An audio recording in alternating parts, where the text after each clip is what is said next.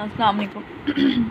कल हमने स्टार्ट किया था चैप्टर नंबर 2 माइक्रोबायोलॉजी का, जिसके अंदर हमने देखा था कि माइक्रोस्कोप क्या है, उसकी दो मेन इंपॉर्टेंट प्रॉपर्टीज़ और एक उसकी हमने क्लासिफिकेशन डिस्कस कर ली थी, ब्राइट फील्ड माइक्रोस्कोप। आज हमारे पास है डार्क फील्ड माइक्रोस्कोप। अब जो ब्राइट फील्ड था उसके अंदर तो जो हमारा इमेज बन रहा था वो एक ब्राइटर था, उसका जो है वो लाइट को एब्जॉर्ब करता था। यहाँ पे है डार्क फील्ड, जो हमारे पास इसका बैकग्राउंड है वो डार्क है।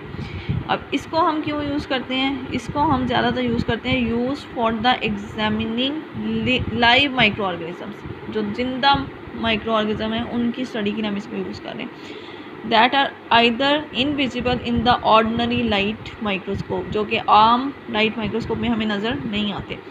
Use a dark field condenser that contains an opaque disc.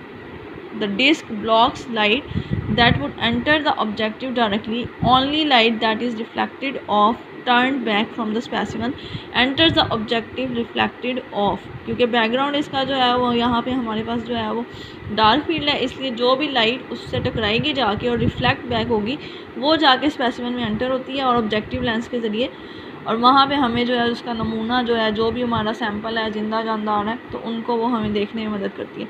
Because there is no direct background light, the specimen appear light against a black background. Frequently use to examine unstained micro organism suspend in liquid. Microbes में इसकी, अब उसको कहता है कि जो भी हम यूज़ कर देते हैं वो हम एक तो लिविंग यूज़ कर रहे हैं लाइव, और दूसरे जो है वो अनस्टेन्ड है। अनस्टेन का मतलब है कि उनको हमने स्टेन नहीं किया हुआ। इसमें एग्जांपल आपके पास जिस माइक्रोब को हम इससे स्टडी करते हैं वो है ट्रिपोनीमा पैलिडम। तो ये एक शॉर्ट से जो है वो इसके आपके पास नोट है। उसके बाद है face contrast microscope. It permits detail examination of internal structure in living organism. अब जो पहले दो हम कर रहे थे वो डार्क फील्ड और ब्राइट फील्ड, उसमें हम पूरे ऑर्गेनिज्म को स्टडी करते हैं। अब ये फेस कंट्रास्ट क्या है कि ये जो उसके इंटरनल ऑर्गन्स हैं, इंटरनल स्ट्रक्चर्स हैं लिविंग ऑर्गेनिज्म के, उनको हम देख रहे हैं. Not attach the micros to the microscopic slide based on slide variation in refractive index. अब रिफ्रैक्टिव इंडेक्स क्या होता है कि वो एबिलिटी होती है कि क्या उसके अंदर जो है वो आपके पास लाइट कितनी रिफ्रैक्ट होके वापस आ रही है. As rays passes based on slight variation in refractive index, as rays passes, ये डबल उसने रिपीट कर दिया, passes from the light source through the specimen, the velocity may be altered by differences in the thickness and the physical properties of various portions of the specimen. वो कहता है कि जो वहाँ से लाइट उसकी सोर्स है वो जब उसके अंदर से पास होगी तो वो डिपेंड करता है कि वो कितनी उसमें से पास हो रही है, और वो डिपेंड करेगा उसकी थिकनेस पे और properties of the various portions of the specimen के, कौन सा हिस्सा हम उसका स्टडी कर रहे हैं और उसकी जो है वो कौन से हिस्से से आपके पास वहाँ पर उसकी वापस आ रही है reflection. Light rays passes through the specimen are diffracted. Diffraction का मतलब है कि वो दूसरी डायरेक्शन में मुड़ के आती हैं, मतलब उसी रास्ते से नहीं आती, उस दूसरे डिफरेंट रास्ते से आती हैं. एंड ट्रैवल डिफरेंट पाथवे, और दूसरा रास्ता लेती हैं out of the path with one and other to reach eye of the view. जो आँख उसे देख रही है उसके ज़रिए जो है वो उसके नीचे से वापस आती है दूसरा रास्ता लेके, मतलब जिस रास्ते से जाती है उससे दूसरे रास्ते से वापस आती है. Detail of the internal structure of the specimen also become more sharply defined in face contrast microscope. अब क्योंकि ये माइक्रोस्कोप बनाई इसीलिए की है कि हम इंटरनल स्ट्रक्चर्स को देखें, तो इस वजह से जो है वो उसकी हम हर इंटरनल स्ट्रक्चर के मुख्तलिफ पोर्शंस को जो है वो देख सकते हैं शार्पली, के अलग अलग करके वो हमें दिखा रहा होता है. The internal detail of a cell appear as degree of brightness against a dark background.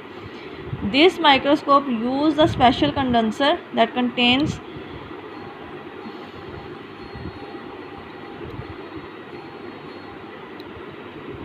annular ring-shaped diaphragm. The diaphragm allows a ring of light to pass through the condenser.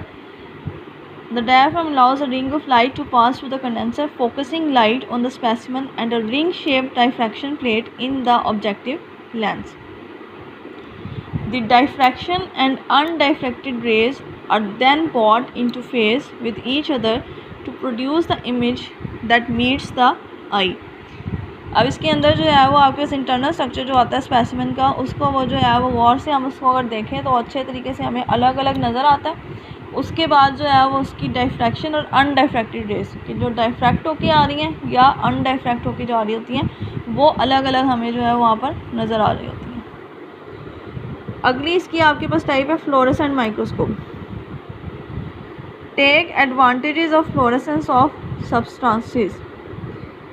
अब कुछ सब्सटेंसेस ऐसे होते हैं कि जिनके अंदर जो है वो अलग से जो है वो ब्राइटनेस होती है, लाइट होती है। Fluorescence absorb short wavelength substance of light give of light at longer wavelength. अब जितने भी ऐसे सब्सटेंसेस होते हैं जो फ्लोरेसेंट होते हैं वो क्या करते हैं कि वो शॉर्टर वेवलेंथ को एब्जॉर्ब करते हैं लाइट की और लॉन्गर देते हैं। That can be seen by the use of the special light filters. तो उसके लिए हमारे पास स्पेशल लाइट फ़िल्टर्स होते हैं जो कि यूज़ किए जाते हैं। तो अब इसके अंदर ये आपकी शॉर्ट उन्होंने सिर्फ आपको टाइप्स बताई हैं कि किस मकसद के लिए होती है। 4 टाइप्स हैं आपकी। पहली थी ब्राइट फील्ड माइक्रोस्कोप, दूसरी थी डार्क फील्ड माइक्रोस्कोप, तीसरी थी फेस कंट्रास्ट और फोर्थ थी फ्लोरेसेंट माइक्रोस्कोप।